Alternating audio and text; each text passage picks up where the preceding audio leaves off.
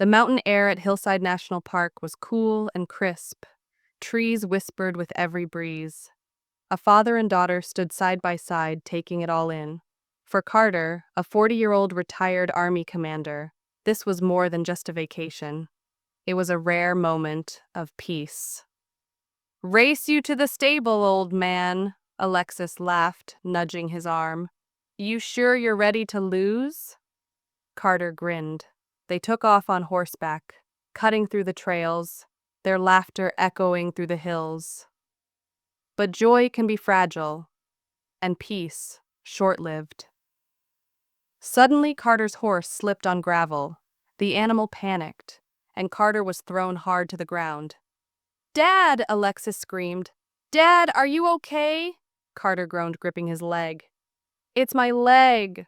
I think it's broken." With no hospital nearby, Alexis helped him into the SUV and sped off toward the nearest place, Hill Point Community Clinic. She burst through the doors of the small clinic, eyes wild with fear. "Please! My dad fell. His leg might be fractured. I need help." A white nurse looked up, startled. Before he could move, a woman in a crisp white coat stepped into the room. "Dr. Olivia Hensley?" "Please," Alexis said. "My dad needs help." "We're closed," Dr. Olivia replied coldly. "Come back tomorrow." "What?" Alexis was stunned. "Please, he's in pain. He's a veteran. He has health issues." "I'm off duty," Dr. Olivia said, dismissively. Alexis's voice shook with anger. "Would you have said the same if he looked different? If he wasn't black?" Dr. Olivia stopped and turned slowly, her gaze cold. "Don't play the race card."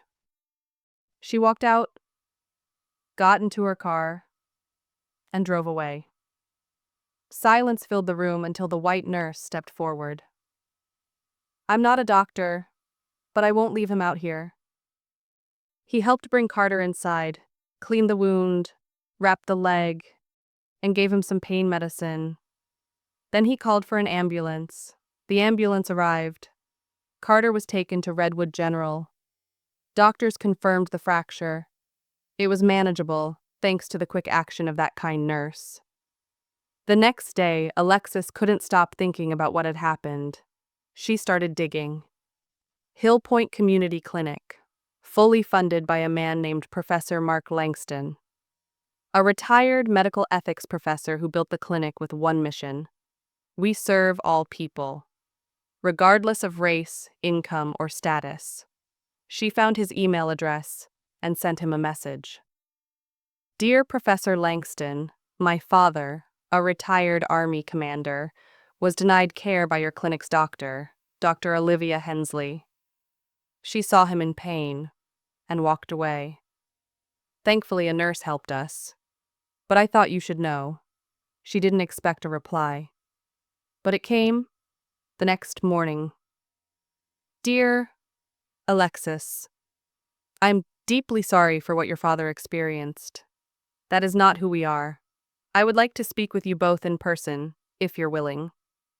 Professor Mark Langston." 2 days later, he showed up at their home, tall, gentle, strong. He shook Carter's hand firmly. "Your story matters," he said. "I'd like you both to come with me." They rode back to the clinic together. Inside, staff paused as they walked in. Dr. Olivia was at the front desk. Her smile faded when she saw them. "Professor Langston," she said, startled. "I wasn't expecting—" "Do you recognize this man?" he asked her, calm but sharp. "Yes," she replied slowly. "He came by with his daughter, I believe." "He's a veteran," Langston interrupted. "He was injured. You refused to help." Dr. Olivia stiffened. "It was after hours. I didn't know how serious."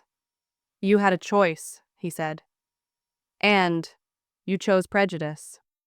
"Sir, I didn't mean— I fund this clinic for service, not for ego, and not for exclusion." Her voice started to rise. "You can't do this." He didn't flinch. "Maybe when you understand what real care looks like," he said. You'll be worthy of this role again.